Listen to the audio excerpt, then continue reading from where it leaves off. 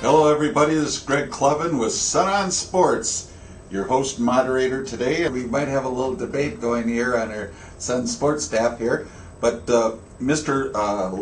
Hockey Award went to Nick Leddy, the senior defenseman from Eden Prairie, who's going to the University of Minnesota on a hockey scholarship. And he played defense, he was on their power play. A lot of the NHL scouts say that he's probably one of the top skating defensemen in Minnesota, maybe the upper Midwest. And he had just a heck of a slap shot. He's got a major league slap shot right now. But tell me, Nick, who you felt should have won. I thought it should have went to Ben Hanowski, the Little Falls senior. I do not think you can overlook not only what he did this year, but what he's accomplished the last 4 years, and what he did in terms of returning to high school hockey this year. He had an opportunity to go play at a couple different places. He decided to come back and play with his buddies, and he went out and he put together a 140 point season.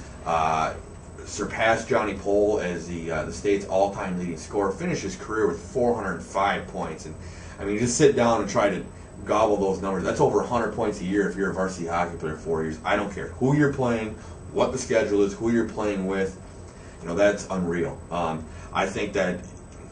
I think he should have been rewarded. He was named the Associated Press Player of the Year, an honor he deserved. But I think that the voters for the Mr. Hockey Award made a mistake this year. And well, a lot of them live at Bear Path Country Club in Eden Prairie.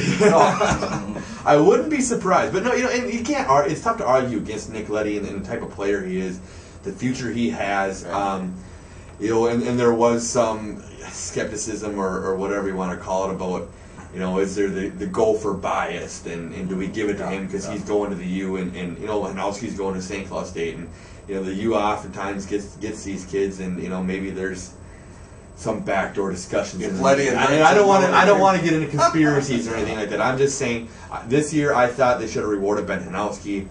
And I'm not even sure if they vote before the state tournament, after. Little Falls. Yeah, they didn't win it, but they went and finished third. They beat a fantastic St. Cloud Cathedral team to finish third that day. Hanowski actually scored the winner with 22 seconds left to break a 3-3 tie in the third place game. And they were off against Breck. Breck's coaches will even tell you that Little Falls was much better than they played in the semifinals. And then you can't, and then that first game in the state tournament, Hanowski goes out, scores 5 goals. Could he have played for Edina though? Yes. I think what you have to look at here, top line. Yeah. What you have to look at here with our young fellow from Little Falls, if his team had won the state title, I think he would have had a stronger case for being Mr. Hockey. I mean, scoring records are fine, but do you produce? Do you win a title? And I think maybe the deciding factor in this case was Leddy's team winning the AA state title. And I think that's the bottom line to it. Obviously, he's had a great career. We'll see how it pans out at St. Cloud. In fact, he may be on the ice against Leddy in the very near future, and we'll see the two top candidates going head-to-head.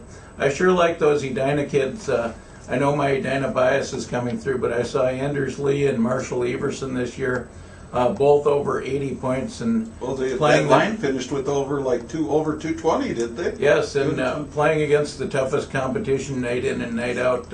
No breathers on that schedule, and Everson notched 50 goals this year, so he's a great player too.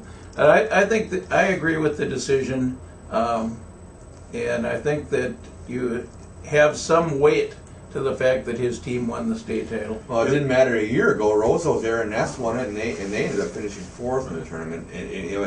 I don't know. I mean, it depends when they vote, and it depends how much of the tournament they watch, and how often they get a chance to see these kids play. Now, the voters, if they're in the metro, they're watching Eden Prairie, at least once a week with the schedule they play. Where Little Falls is playing up in Central, and some of the outreaches of the state to get up and get in some of their games. You don't get a chance to see him. I do know that, like with Mr. Basketball, Kenny Lean from Bloomington's been in charge of that for years, and he told me just how they handle that. If that kid's from Little Falls and stuff in basketball, he might see him personally 2 or 3 times, but he has committee members that might see him another 5, 6, 8, 10 times in just one season. And they do talk to the coaches the whole state and find out, now, do you have any in your area that we should be looking for? So they do watch them, but it's tough. Cole Aldridge last year did get the Mr. Basketball, or 2 years ago, and then he was part of the championship team for Kansas. Who won it that year?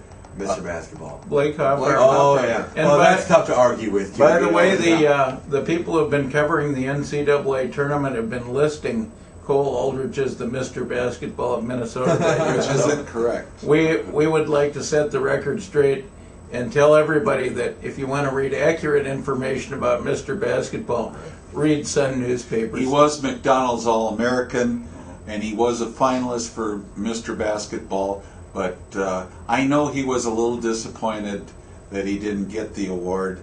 But I think he put that behind him. He went down to Kansas, and he's been part of a national championship team. They'll be playing this weekend at the Metrodome against North Dakota State, and they're Upset alert. I have a feeling there's going to be 10 to 15,000 of North Dakota State fans down there. There's a lot of alumni down here. Kansas is going to get a lot more than they want out of the Bison this week. I can promise you that. They are going to come out firing. I got a feeling those North Dakota State fans are going to be positioned out in left field somewhere. All I know is the bars downtown are going to do great business. Well, that concludes this segment of Sun on Sports, and thank you very much for tuning in.